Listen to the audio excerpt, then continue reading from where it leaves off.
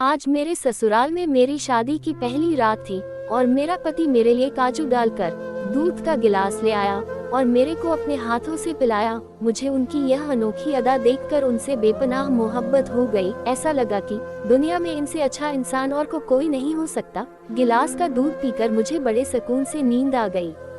लेकिन सुबह जब मेरी आंख खुली तो मैंने देखा कि मेरे पैरों पर रस्सा बंधा हुआ है। मुझे डर लगने लगा और परेशान हो गई कि यह सब क्या है। ऐसी अजीब हरकत मेरे साथ पहले कभी नहीं हुई।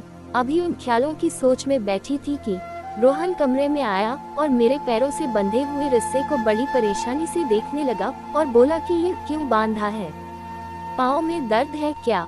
मैं खुद हैरान होकर उसकी तरफ देखने लगी और बोली कि नहीं, पता नहीं ये कैसे बंध गया।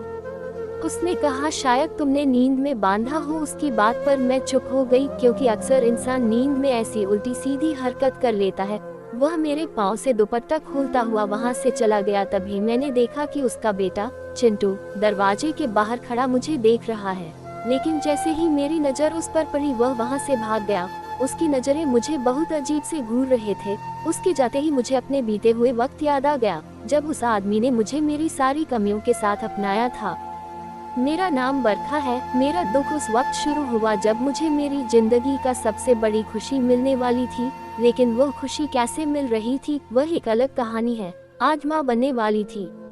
मैंने अपनी मम्मी के आगे हाथ जोड़ दिए और कहा कि भगवान के लिए मुझे मेरे बच्चे की एक झलक जरूर देखना है। मेरी माँ ने एक मुस्कुराहट के साथ मेरे सर पर हाथ रखकर प्रार्थना की। थोड़ी ही देर में भगवान ने मेरी औलाद मेरे झोली में डाल दिया। मुझे इतनी तकलीफ हो चुकी थी कि मैं बेहोश हो गई थी। लेकिन आखिरी आवाज मेरे कान में पड़ी तो वह एक बच्चे की रोने की थी।